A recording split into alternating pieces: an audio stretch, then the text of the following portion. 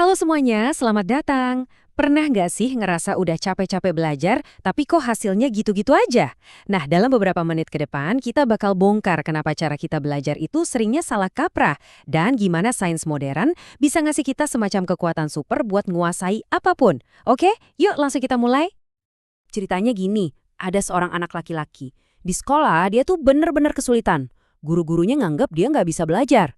Bahkan saking parahnya, seorang psikolog sekolah sampai harus mengamatinya di kelas buat cari tahu apa yang salah. Anak itu adalah penulis buku yang jadi sumber kita kali ini. Coba bayangin deh, denger ramalan kayak gitu soal masa depan kamu. Nah, ini dia kan pertanyaan utamanya. Gimana ceritanya seseorang yang udah dicap gagal total dalam belajar justru bisa berubah jadi pakar di bidang itu? Perjalanannya ini bukan cuma inspiratif, tapi juga nyimpen rahasia penting banget soal cara kerja otak kita. Dan rahasia inilah yang mau kita kupas tuntas. Ini bukan soal bakat loh ya, atau soal pinter dari lahir, sama sekali bukan. Ini tentang sebuah metode, sebuah sistem yang bisa kamu terapin buat belajar apapun lebih cepat dan lebih dalam. Siapa aja bisa. Kita kan sering banget dengar, kalau mau berhasil, ya usahanya harus lebih keras. Tapi, gimana kalau ternyata insting dasar kita itu justru jadi penghambat? Coba deh kita lihat sebuah eksperimen cerdas yang ngebuktiin kalau gimana cara kita belajar itu jauh lebih penting daripada seberapa keras kita nyoba. Oke, coba bayangin ada dua kelompok orang sama-sama baru mau belajar main dart. Kelompok pertama, sebut aja tim hasil, disuruh fokus ke hasil akhir. Pokoknya dapat skor tertinggi, kena sasarannya. Sementara kelompok kedua, tim proses, disuruh fokus ke tekniknya. Kayak cara megang dartnya gimana, atau posisi lengannya yang benar. Kira-kira tim mana nih yang bakal lebih jago? Hasilnya, wah benar-benar di luar dugaan. Tim yang fokusnya ke metode, ke prosesnya, skornya itu hampir 2 kali lipat lebih tinggi loh. Mereka bukan cuma lebih jago, tapi mereka juga lebih menikmati prosesnya. Ini ngebuktiin sesuatu yang krusial banget. Jadi intinya gini, jadi jago itu bukan cuma soal kemauan atau usaha membabi buta. Belajar itu sebuah sistem, sebuah aktivitas yang terstruktur, yang butuh fokus, perencanaan dan refleksi. Pas kita udah nguasain metodenya, hasilnya pasti ngikutin. Oke, kita udah tahu belajar itu sebuah proses. Tapi kan setiap mesin butuh bahan bakar. Nah, bahan bakarnya belajar itu apa? Motivasi. Lebih tepatnya lagi menemukan alasan pribadi kenapa sesuatu itu penting buat kamu. Coba kita lihat kasusnya Chris Holman, seorang profesor psikologi. Dia punya masalah klasik banget. Mahasiswanya nganggap mata kuliah statistik itu ya ampun bosenin banget dan gak relevan sama hidup mereka. Akibatnya, ya mereka gak termotivasi, nilainya jelek. Nah, Holman ini coba sesuatu yang simple tapi cerdas.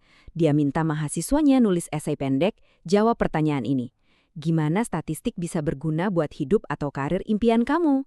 Jadi mereka nggak dikasih tahu kalau statistik itu penting, tapi mereka diminta buat nemuin sendiri alasannya. Dan hasilnya luar biasa, beneran. Cuma gara-gara latihan simple ini, nyambungin materi ke kehidupan pribadi mereka, performa mahasiswanya naik drastis. Rata-rata nilainya naik dari C ke B. Ini nunjukin kalau menemukan makna pribadi itu ibarat percikan api yang nyalain mesin belajar kita. Oke, bahan bakarnya udah ada. Sekarang kita pindah ke mesinnya. Metode belajarnya. Soalnya ada bedanya loh antara kelihatan sibuk sama beneran belajar. Coba lihat deh, yang di kiri ini kebiasaan kita semua kan? Baca ulang, stabiloin buku, dengerin kuliah pasif. Kelihatannya sih produktif, tapi riset bilang ini nggak efektif sama sekali. Nah, yang di kanan ini baru namanya belajar aktif. Ngetes diri sendiri, coba jelasin konsepnya pakai kata-kata kita, itu jauh lebih nempel. Terus, kenapa sih metode aktif ini jauh lebih ampuh? Jawabannya ada di cara kerja otak kita. Otak kita tuh punya pintu yang sempit banget buat informasi baru. Namanya memori jangka pendek. Pintu ini cuma bisa nanganin 3 atau 4 hal baru dalam satu waktu. Belajar pasif itu kayak maksa masukin semua perabotan rumah lewat lubang kunci. Gak bakal bisa. Kalau belajar aktif, kita mecah-mecah informasinya, jadi gampang masuk dan nyantol di otak. Seberapa besar sih bedanya? Beberapa penelitian nunjukin kalau strategi aktif kayak ngetes diri sendiri itu bisa ningkatin ingatan sampai 50% dibanding cuma baca ulang. 50%! Bayangin deh, Itu bedanya bisa antara lulus sama nggak lulus, atau antara sekedar, oh tahu, sama wah paham banget. Kamu udah nemuin mengapanya, udah pakai metode aktif juga. Tapi gimana caranya biar ilmunya nggak nguap gitu aja seminggu kemudian? Nah, ini dia potongan puzzle terakhirnya. Bikin pengetahuan itu jadi permanen. Siapa sih yang nggak kenal kartu flash? Alat belajar klasik kan? Tapi ada satu trik simpel yang bisa ngubahnya dari alat biasa jadi mesin pengingat super. Kuncinya bukan di apa isi kartunya, tapi kapan kamu ngeliatnya. Namanya itu spaced repetitions atau pengulangan berjarak. Gini, otak kita itu kan memang didesain buat lupa seiring waktu. Nah, kuncinya adalah kita ngulang materinya pas kita udah mau lupa. Tiap kali kita lakuin ini, jejak memorinya jadi makin kuat, makin tahan lama, sampai akhirnya kekunci di memori jangka panjang. Ini cara kita ngehack kurva lupa alaminya otak. Dan buktinya kuat banget loh. Sebuah studi nemuin kalau mahasiswa yang pakai satu tumpukan kartu flash yang gede, yang otomatis bikin jedanya lebih lama, ternyata belajarnya 30% lebih banyak. Kenapa? Ya karena tumpukan gede itu maksa mereka buat ngelakuin pengulangan berjarak, bahkan tanpa mereka sadari. Oke, jadi kita tarik kesimpulannya ya. Yang kita pelajari ini bukan cuma sekedar tips belajar biasa. Ini soal mengubah cara pandang kita soal keahlian. Karena belajar itu sendiri adalah sebuah keahlian. Ada psikolog namanya Rich Meyer. Dia nyimpulin dengan pas banget. Belajar itu bukan tindakan pasif, kayak spons yang cuma nyerap air. Belajar itu adalah aktivitas generatif. Artinya, kamu secara aktif menciptakan pemahaman, membangun koneksi, dan bikin makna di dalam otakmu sendiri.